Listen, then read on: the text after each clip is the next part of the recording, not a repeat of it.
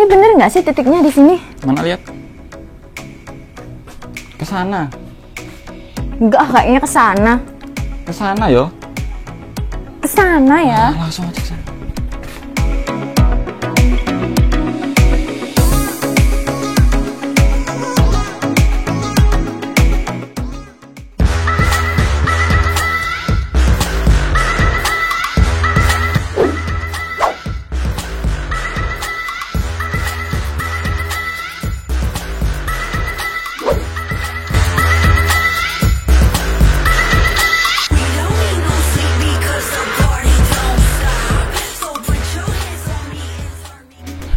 Hai guys, berjumpa lagi dengan kita di konten Sidak UMKM Baru Putra SPS. Hari ini kita udah di Lawean, Surakarta. Nah, kali ini kita mau oprak-oprak di vendor Bos Cilik Production. Nah, kali ini kita mau oprak-oprak, ada apa aja yang di dalam? Ayo langsung aja yuk kita ke sana.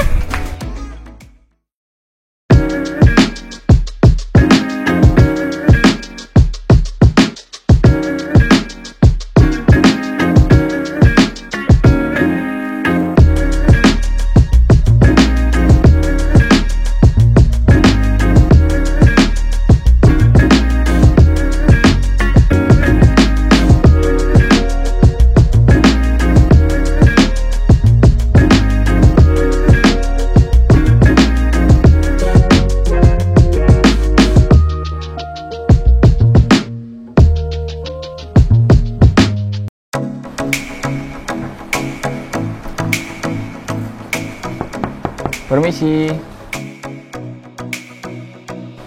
Oke, ada yang bisa dibantu? Kenalin, kita dari tim Sidak UMKM Baru Putra Ya. SPS. Nah, kita mau oprak-oprak nih Bos Cilik. Oke, boleh. Monggo silakan masuk.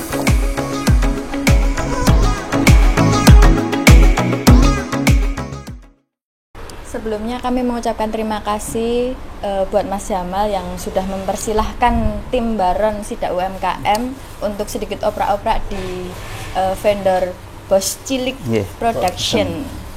Nah, ini ada beberapa pertanyaan dari teman-teman Sobat Baron mengenai Bos Cilik Production ini. Berdiri sejak kapan ya, Mas? Oke, berdirinya, tapi sebelumnya saya berterima kasih juga sama Baron SPS. Sudah mau ngoprak-ngoprak, jadi saling-saling menguntungkan guys. Jenengan untung, saya sebenarnya lebih untung dari ini. Untuk berdirinya sejak 2016, cuman kita berdirinya itu bertahap, jadi nggak langsung seperti ini.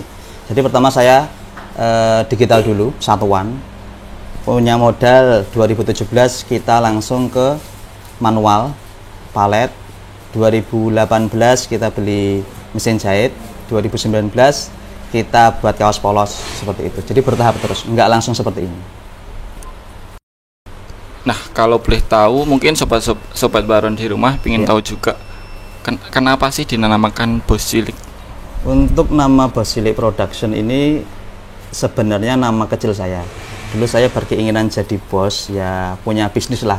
Cuman kan dulu kita masih sama orang. Terus dari SD, SMP sampai SMA pengen jadi bos, cuman orang-orang manggilnya karena saya kecil, jadi walah kue cah cilik gitu, karena orang desa kan cah cilik, terus jadi Bos Cilik. Neng Bos Cilik lah, terus tak terapke ke produksi saya, coba namanya apa ya, bingung kan, oh apa nama kecilku ya gitu loh, tak Bos Cilik. Ternyata itu membuat hobi. Dulu sebelum ini pun saya jualan online kayak kosmetik gitu, tak jelajahi semua dengan kata Bos Cilik itu, dan udah kemana-mana saya terkenalnya Bos Cilik, sampai tak terkenal ke kaos. Ternyata Bos Cilik tetap hoki, alhamdulillah. Kalau tadi kan berarti Bos Cilik itu namanya dipakai buat jualan apa aja, kosmetik dan lain-lain. Kenapa sekarang kok milih di sablon? Alasannya kenapa? Mungkin tersesat di jalan kebenaran ya ini. Jadi saya nggak pernah menyandarkan di satu titik. Jadi tak coba dulu, tapi saya nyoba di satu titik pun saya bersungguh-sungguh. Contoh dulu di kosmetik, aku gencar ya fokus. Cuman kok ada temen yang nyablon, saya brokeri dulu. Ternyata kok keuntungan sablon itu, terus pemesanan sablon itu lebih banyak daripada kosmetik. Terus kosmetik tak tinggal, saya fokus sablon. Dan sampai sekarang ini. Dulu saya masih ikut orang, Cuman orangnya itu tak suruh berkembang, itu nggak mau. Dalam artian, wah enak gini kok. Padahal kan zaman kan berputar terus kan. Ada kayak digital gitu, nggak mau lah. Kalau saya terus inovasi sendiri, ya wes lah aku keluar dari pekerjaan itu, nyablon sendiri. Ternyata alhamdulillah bisa malah melampaui beliau. Gitu. Nah, berarti ini kan nyablon plastisol gitu ya, nyablon lah. Kesulitan tersendiri apa sih, Mas? Kesulitan mungkin kalau plastisol nggak terlalu sulit sih menurut saya. Kalau rubber mungkin saya malah up karena nggak pernah rubber. Kalau plastisol keunggulannya membersihkannya gampang, terus cara gesotnya juga gampang, tidak gampang mampet. Jadi mungkin resikonya kecil sih, nggak terlalu menemui kesulitan di plastisol. Enak plastisol. Kalau untuk persaingan sablon kan di Solo ini banyak banget ya Mas. Cara Bos Cilik ini untuk tetap bertahan dan menang dari pesaing lainnya itu gimana? Oke, sebenarnya semua pengusaha atau pebisnis menurut saya ini harus punya prinsipnya itu amanah. Amanah kan dapat dipercaya. Lah amanah ini tak bagi menjadi 3. Yang pertama amanah di waktu, kualitas sama tanggung jawab. Untuk waktu ini paling penting. Kenapa tak sebutkan nomor 1? Karena paling penting orang udah janji ini tanggal segini. Apalagi kalau mau dipakai. Kalau nggak dipakai kan aman. Tapi kalau dipakai kan harus tepat waktu. Kemudian untuk kualitas, kita jaga kualitas agar orang nanti repeat order. Jadi kalau tepat waktu orang mesti aman. Wah aman, neng kono tepat waktu kok, gitu. Terus untuk kualitas, kita kualitas terjaga. Bahkan kalau disuruh jelek itu nggak mau saya. Mas murah ke segini aja pakai bahan ini nggak mau aku. Tetap bagus. Jadi Bos Cilik di luar itu terkenal bukan murahnya, tapi bagusnya gitu loh. Contoh ini tak buat jelek ya, murah. Dipakai orang, terus orang tanya, nyablonnya kok retak-retak, ini nyablonnya ngendi? Oh di Bos Cilik kan saya kena jeleknya gitu. Tapi kalau mahal, kalau bagus ya orang bakalan kesini. Terus selanjutnya tanggung jawab. Namanya manusia kan bisa ya nggak selalu perfect 100% kan. Mesti ada kesalahan lah. Saya bertanggung jawab 100%. Contoh seandainya sana komplainnya jangan kesalahan kita ya. Itu kita perbaiki. Kalau nggak mau, maksudnya masih wah ini masih jelek Mas gini, kita ganti yang baru. Kalau masih nggak mau kita ganti uang. Jadi 3 itu harus saya terapkan di bisnis ini. Jadi antara waktu, kemudian kualitas sama tanggung jawab harus ada. Nah, Mas, selama berdiri Bos Cilik ini dari dulu sampai sekarang pernah nggak sih ada customer mungkin kok angel gitu? Mungkin semua pebisnis sablon dan lain-lain nemukan itu sih. Penjualan apapun mesti ada rewel, terus ada yang nggak enak, bawel, wes gitu. Tapi kan balik lagi ke kita pelayanan kan. Kita nggak bisa nyeneng ke semua orang, nggak bisa bahagiain semua orang, nggak bisa memuaskan semua orang, nggak bisa.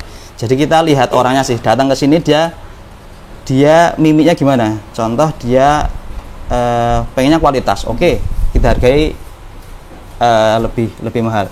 Dia pengennya harga murah, oke, berarti bahan sablon tetap sama, cuman kita turunkan biasanya 3 kali gesot, kita 2 kali gesot aja.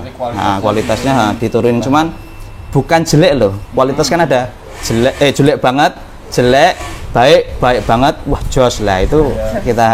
Kita sebenarnya lebih ke baik, nggak terlalu bagus banget, ya nggak jelek banget. Sesuai budget. Nah Mas, ini pertanyaan dari saya pribadi nih. Kalau sablon kan identik sama desain, terus sama nyablon ya. Dari awal Mas belajar itu sekolahnya apa sih sebelumnya? Kalau saya itu kan lulusan SMA. Saya dulu mondok. Mondok, keluar, terus jadi guru sebentar. Terus kenapa kok tak sebut saya tersesat? Yaitu keluarga saya itu guru semua. Saya kayak gini sendiri. Makanya saat itu ibu saya nangis. Kok koyong ini toko lele, kok jadi koyong ini lah. Emang dari saya susah sih dulu. Jualan itu bakso. Terus ke sablonnya itu ada temen, saya brokeri, terus tak proses, jadi saya daftar itu tanpa dibayar. Yang penting aku dapat ilmu nih, gitu dok. Jadi aku pokoknya dapat ilmu tanpa dibayar nggak apa-apa. Soalnya aku tahu ilmu ini kalau tak terapke, aku bisa mendapatkan ratusan juta. gitu loh. Ini kan ada orang daftar ke saya, Mas kalau belajar nyablon berapa? Oke lah 2 juta. Wah mahal men gitu loh. Padahal dia nggak tahu setelah bisa 2 juta itu nggak ada apa-apa nih, gitu loh. Kita bisa dapatnya hampir mungkin miliaran lah dari nyablon ini. Nah Mas, kalau untuk pengolahan bisnisnya, manajemennya ini belajar dari mana sih? Kalau belajar mungkin dari ada namanya Pak Basuki, itu guru saya, teman guru, cuman bagi saya itu bapak. Dia bisnis kawat. Nah dia ngajari saya tentang pengolahan manajemen apa karyawan. Jadi semua harus di SOP. Contoh dari jam 9 sampai jam 9 pagi sampai jam 5 itu tak bagi. Kamu minim nggarap 30 piece. Yang ngepres minim 200 piece. Jadi mereka kesini tuh udah nggak bingung, aku mau ngapain gitu. Jadi kesini yang packing harus packing minim 300 piece. Jadi kesini langsung aku berarti packing 300 piece. Jadi harus SOP-nya harus ada. Kadang-kadang orang ada karyawan kita baru nyari opo ya pekerjaannya opo ya gitu loh. Jadi saya belajar apapun karyawanmu langsung buatkan SOP. Yang jahit juga gitu. Yang jahit datang ke sini ada potongan langsung jahit. Yang di atas meja jangan dijahit, berarti ya jangan dijahit. Dan gitu terus, yang di atas meja nggak bakalan dijahit. Kecuali ada, maksudnya urgent harus lukiran digarap dulu baru boleh. Cuman manajemenis itu sama otodidak sih.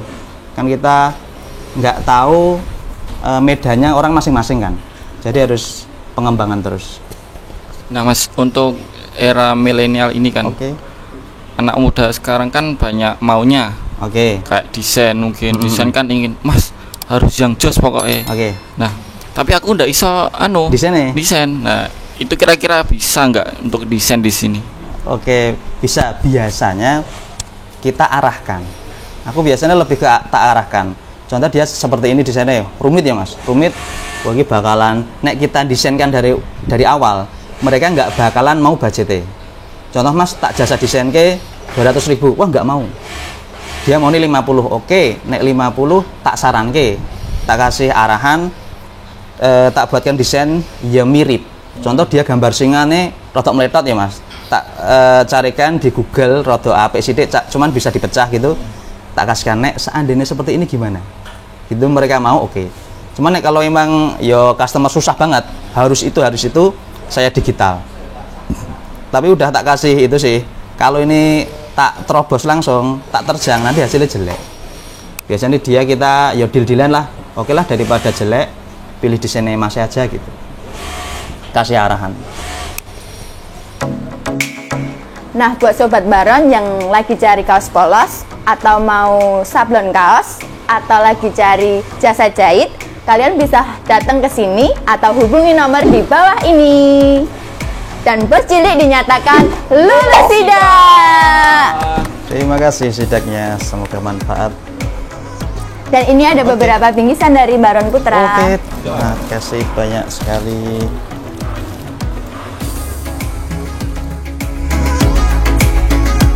Terima kasih udah nonton video ini sampai selesai. Jangan lupa like, comment, subscribe, dan bersiapkan vendor kalian buat kami Opra.